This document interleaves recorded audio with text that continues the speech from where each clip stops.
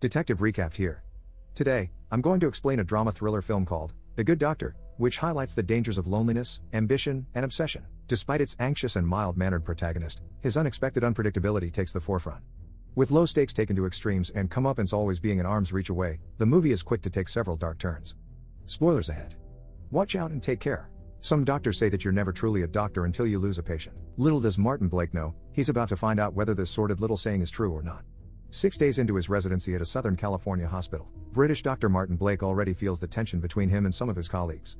After examining a patient who can't speak English, two nurses irritate Martin when one of them, Nurse Teresa, asks him to read his own handwriting. The other one, Nurse Marianne, refuses to take a patient's blood, saying he has to do it himself since they're swamped. Taken aback, Martin draws blood from his patient's arm while crossly commenting to the patient's mother that a phlebotomist is supposed to do this, not a doctor. Already, it's clear that Martin feels undermined in the hospital. And though he's annoyed by the dismissive way the nurses talk to him, he still tries his best not to call them out for their rude behavior. He's still new at the place, and building a good relationship with others can take time. The next day, Martin visits his patient from the previous day, Diane Nixon. He tells the girl that she has pyelonephritis, a UTI of the upper tract and kidney, and Diane writes it down in her journal. During Diane's checkup, Martin tells her that her condition can get serious if not treated early. Diane asks if she can die from that, and Martin assures her that he has things under control. As they share some lighthearted banter about doctors, Diane's mother and sister, Valerie, arrive. After Martin informs them of Diane's condition, her sister teases him about how smart of a doctor he is. When Diane's boyfriend, Rich, shows up, too, Martin can't help but look at the dismissive boy with displeasure before leaving the room. The almost flirty way the sisters banter with Martin about his profession isn't lost on him. And with the constant crap he's getting from his colleagues, it's a breath of fresh air for him to be admired this way. Still, Rich's uncaring attitude towards Martin is quick to bring him back to reality. On his way out, Nurse Teresa asks him to confirm that he wrote penicillin on his patient's admit sheet before asking him to follow her. They then go to the room of one of his patients, Mr. Sanchez, where Nurse Teresa tells Martin that the man is allergic to penicillin. Martin argues that it wasn't mentioned in the patient's original admit sheet, but when the nurse questions him if he asked Mr. Sanchez, Martin says the patient doesn't speak English. Annoyed, Martin demands to know why she still gave Mr. Sanchez penicillin even though she knew he was allergic to it, and Nurse Teresa retorts that she only followed his instructions. Instead of arguing with her, Martin instructs her to prepare a Benadryl line for Mr. Sanchez, but Nurse Teresa says she already took care of it before walking away. As Martin follows her, Nurse Teresa says she'll file an incident report. Determined to prove he's right, Martin starts looking for the original admit sheet, but the nurse tells him he won't find it there. Once again, Martin feels undermined by his colleague with the way she's openly putting the blame on him and expressing ignorance over the original admit sheet. It's a little puzzling why Nurse Teresa resents Martin, but it's clear that there's something she doesn't like in him. It may be the way he talks or carries himself, but the nurse should be professional and set aside her personal feelings. After all, it's the patient who'll suffer the most from any medical faults. During his break, Martin joins Dr. Whalens in the cafeteria and expresses his concern about the incident report involving Mr. Sanchez. Martin is worried that it will affect his application for the Infectious Diseases Fellowship, but knowing where their conversation is heading, Mr. Whalens bluntly tells him he can't undo it. The next day, Martin hears Diane arguing with Rich over the phone as he enters her room. Martin then checks her up, and as he does, Diane tells him she wants to break up with her boyfriend. Martin says it's none of his business, but Diane continues to talk to him about Rich anyway. While they talk and Martin advises Teresa what to do with Rich, Nurse Teresa shows up and asks to speak with him. Though Martin asserts that he's with a patient, Teresa ignores him and gives him his files, saying she can't follow the orders on those papers because she can't read his handwriting. Later, Martin is inside an elevator, and he thinks about his confrontation with the nurse. When Jimmy, an orderly, enters the elevator, too, he asks the doctor what's bothering him. Martin then says he believes that the staff is supposed to follow orders and show doctors some respect, but Jimmy says it's probably not what he thinks. When Martin asks how long Nurse Teresa has been working there, Jimmy makes a joke and tells him to just get rid of her by slipping something in her food. At this point, Martin's only getting the respect he wants from Diane, who's openly consulting him with her problems.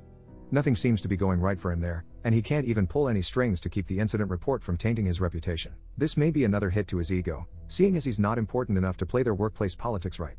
And throughout all this, tensions keep rising between him and Teresa as he feels like he's not getting the respect that he deserves from her. Before his shift ends, Martin visits a sleeping Diane and finds flowers from Rich in her room. When Diane wakes up, she quickly closes her journal and asks what's his deal with Nurse Teresa. Martin assures her they just had a misunderstanding, but Diane implies the nurse should be fired for disrespecting him, making Martin smile. When Martin tells Diane she's all better, the girl gets sad that she doesn't have to stay at the hospital any longer and that she won't receive any of his helpful bits of advice. Instead of answering, Martin only smiles at her, and Diane says she'll tell Nurse Teresa that he's a good doctor. Although they won't say anything, it is pretty clear that Martin and Diane are attracted to each other. But since Martin's already established that he values his profession a good deal, he's not about to jeopardize it further by getting too close for comfort with a patient. Still, Diane gives him the ego boost he's been missing out on since he started working at the hospital. During the doctor's morning briefing, Dr. Whalens informs Martin he's discharging Diane. When Martin asks if he could let her stay another day, Dr. Wayland says he's already signed her out. Sure enough, Martin finds Diane's room empty, and as he's about to leave, Diane's father shows up and asks him for any last-minute advice. Martin tells him to make sure Diane finishes her pills since she could relapse, and Mr. Nixon says he will. He then invites Martin to dinner, saying Diane has taken a liking to him and wants to express her gratitude for his taking care of her. Martin accepts the invitation, and Mr. Nixon gives him his address before thanking him and leaving. The timing for Mr. Nixon's invitation can't be any better for Martin. Now that Diane isn't his patient anymore, he probably thinks that it won't be inappropriate to befriend her. Still, it almost feels like Martin is overstepping his boundaries as a doctor by asking if he could let Diane stay for another day. At the Nixons' house, Martin meets Diane's other sibling, Donnie, then learns that Diane has left to talk to Rich. At the dinner table, the Nixons ask Martin about his work, and Martin casually answers them. While eating, Donnie teases Valerie, and the girl accidentally spills wine on herself. Upset, Valerie walks out of the dining room, and Mr. Nixon grabs Donnie by the hair, telling him to stop misbehaving. Embarrassed, Mrs. Nixon apologizes to Martin, but the doctor says it's fine. He then excuses himself and asks where the bathroom is, and on his way there, he accidentally opens the door to Valerie's room and sees her getting dressed. When Martin finally finds the bathroom, he stares at himself in the mirror and sees Diane's antibiotics in the closet. After washing up, Martin goes to Diane's room and looks around before finally picking up a framed photograph of her. Wanting to go, Martin tells the Nixons that something came up at the hospital and leaves. Martin is disappointed that Diane isn't home, but he keeps quiet about it. Diane is the sole reason why Martin accepted her father's invitation in the first place, and eating with her family without her makes the night too long for him. When Martin sees Diane's medication in the closet, his facial expression suddenly changes as if he just thought of something brilliant. When Martin arrives home, he takes out Diane's photograph that he's stolen from her room. The following day, Dr. Waylands talks to Martin about his first year of residency at the hospital. Dr. Waylands asks Martin why he became a doctor and if it's what he truly wants, and Martin says he saw how well respected his mother's doctor friend was. Martin tells him he wanted to earn that kind of respect from his colleagues but admits to having a hard time, especially when it comes to getting along with Nurse Teresa. Martin expresses his frustration, saying the nurse treats him as if he's a nobody. He then assures the doctor that it's what he wants in life and promises to do better. In the cafeteria, Martin observes how the other doctors and nurses seem to be getting along just fine. While doctors don't need to have the noblest intentions as long as they do their job right, it's increasingly evident just how important respect is to Martin. In fact, it's the most important thing to him. Although he doesn't want to come off as a whiny person, it is obvious that he wants Dr. Waylands to see how unhappy he is with the way Nurse Teresa treats him. He receives a call from Valerie, asking him if he wants her to bring the gift basket her mother has prepared for him to the hospital or if he'd rather pick it up from their house. Of course, Martin goes to their place and greets Mrs. Nixon before asking if he could use the bathroom. There, Martin replaces the contents of Diane's pills with sugar and cleans up before taking the gift from Mrs. Nixon. The cracks in Martin's supposed professionalism are fully showing now. His decision to steal Diane's photograph and tamper with her medicine shows a growing obsession. Worst of all, he's willing to jeopardize his former patient's health just to get his way. Sometime later, Diane relapses and goes back to the hospital.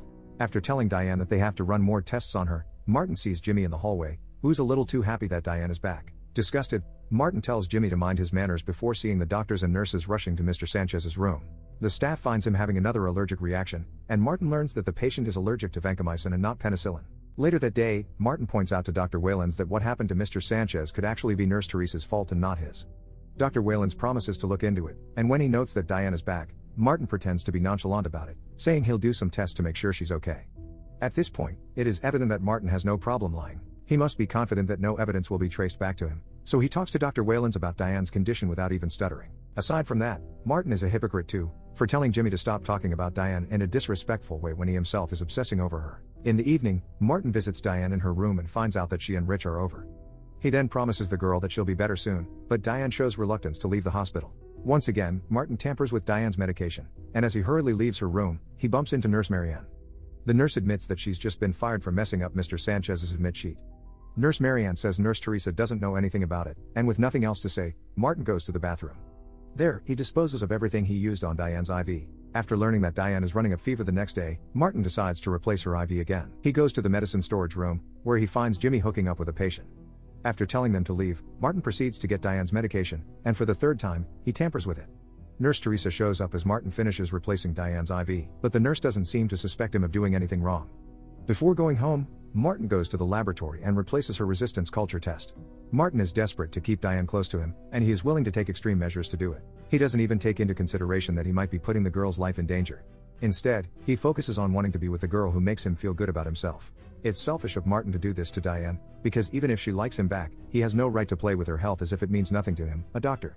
In the morning, Dr. Waylands and Martin discuss what they should do with Diane. After Martin informs Diane of her condition, the girl asks if he could operate on her just in case she needs an operation. However, Martin tells her he doesn't operate since he doesn't want to cut into people. Rich then calls Diane, but Diane won't answer her phone, so Martin tells her not to think about the boy too much. When Martin sees Rich in the hallway, he immediately closes the curtain in Diane's room and greets Rich.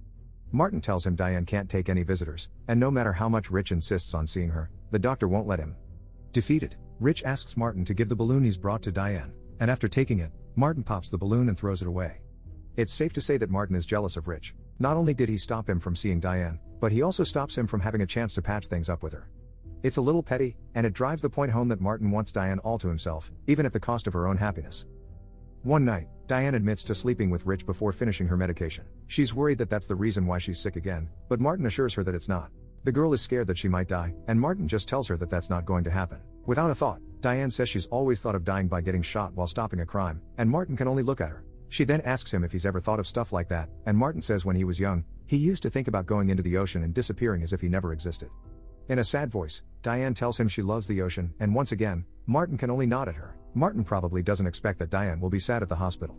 He's so focused on making sure she doesn't leave that he's never given a thought about her feelings. Because of Martin, Diane's physical and emotional conditions are deteriorating, but he chooses to ignore them. Before Diane's operation, he assures her that everything is going to be fine. Once it's done, Martin makes sure that he's the first person Diane sees when she opens her eyes. Diane asks if he is married or has a girlfriend, but Martin doesn't really answer her question. When Diane mentions that she thought he liked Valerie, Martin shakes her this. Diane tells him that's good before falling back to sleep. Unable to control himself, Martin kisses the unconscious girl, and when he comes back to his senses, Martin looks around to check if anyone saw him. Eventually, Martin falls asleep. Later, a nurse wakes up Martin, and after realizing that Diane isn't in her room, Martin angrily asks Nurse Teresa where she is. Martin is worried after receiving a code for, and when he learns Diane has been taken for an MRI, he immediately makes his way there. By the time he arrived, he finds the doctors trying to revive Diane, but unfortunately, it's already too late for her. With tears in his eyes, Martin stares at Diane's lifeless body and realizes that he's gone too far.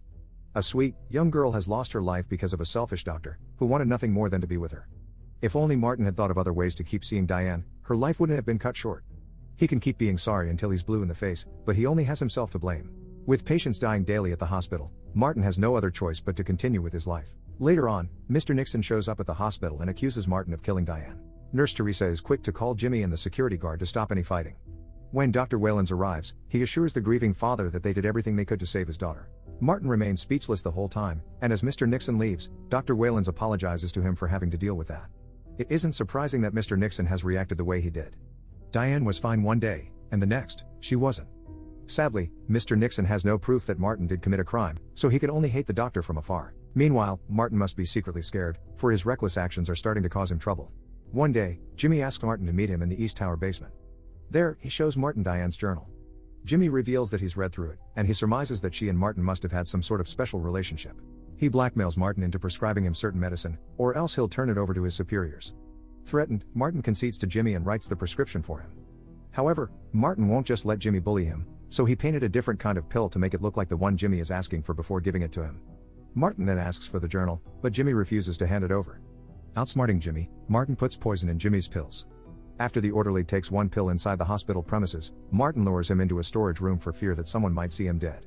There, Jimmy starts coughing and realizes he's been poisoned, and Martin stops him when he tries to leave. As Jimmy starts having a seizure, Dr. Whalens arrives and tends to him. During the chaos, Martin manages to take Jimmy's locker keys. When he finally dies, Martin goes to the orderly's locker and steals Diane's journal. It speaks volumes about Martin when he would go straight to murdering someone for getting in his way. Of course, he'd be averse to having his superiors investigating him in any way about Diane. Still, he could have bided his time and explored his options before even considering killing a person. Then again, Martin's an extreme guy who immediately goes through extreme measures. If he weren't, then Diane would still be alive. During an investigation, Detective Krause asks Martin what happened, and he lies about trying to help Jimmy when he started having a seizure. Dr. Whalens believes Jimmy's death has something to do with substance abuse, which is obvious to him because of his erratic behavior. Dr. Whalens then gives Martin some time off, and Martin is glad to accept it. At home, Martin reads Diane's journal and learns that the girl had not once mentioned him there. It almost becomes questionable if she ever liked him in the first place, or if she just saw him as a wiser figure to look up to. The next day, Dr. Krause unexpectedly drops by Martin's house and asks him questions about Jimmy. He tells Martin that the pills Jimmy took were spiked with potassium cyanide, but Martin acts clueless about it. The detective continues to question Martin about his relationship with Jimmy and if he knows where the orderly got the pills. All the while, Martin remains unaware that Diane's journal sits on the floor. As he answers the detective's questions, Martin seems a bit distracted and starts talking about Diane, saying they were close. He then adds that Jimmy used to make lewd comments about female patients, which is one of the main reasons why he never mingled with him. When Martin finally notices Diane's journal, he excuses himself from the room and takes the notebook with him to the bathroom. As a doctor, it was careless of Martin not to realize that potassium cyanide won't be traced in Jimmy's system. Then again, Martin isn't known for his carelessness. What he's good at, though, is using his smarts to get himself out of the trouble he caused, and this time, he uses Diane as a reason to be too distracted to answer the detective's questions. Martin tries flushing the torn papers from the diary in the toilet, but it only clogs and overflows. Panicking, Martin escapes through the bathroom window and climbs down a tree before heading to the beach just outside his house. There, Martin contemplates whether he should end his life, but he decides against it. Instead, he goes back to his apartment through his bathroom window and cleans the mess he made. Once he's done, he goes to tell Detective Krause he's needed at the hospital. After some time, Martin goes back to his work at the hospital. There, he assures a little girl that he's getting better at drawing blood from a patient. Martin is a man of many extremes. He wanted the respect of people, so he went for being a doctor. He wanted to get closer to Diane, so he messed with her medication to trap her in the hospital. He wanted to get Jimmy off his back, he murdered him. When he saw Diane's journal, he flushed it down the toilet and contemplated ending his life. He hardly stops to consider less drastic measures, and this could be a symptom of his deeper insecurities or a belief that he has no one that he can count on. Perhaps Martin is just the way he is. Still, the fact that Martin is able to resume his work at the hospital as if he didn't just kill 2 people is unbelievable. It's frightening to think that doctors like him roam the hospitals, offering services to helpless patients. No matter how good he is at his job, Martin shouldn't forget that he took 2 innocent lives and that one day, he'll pay for them. Subscribe to watch more videos like this. Turn on notifications. And leave a like, it really helps the channel out. Thank you for watching.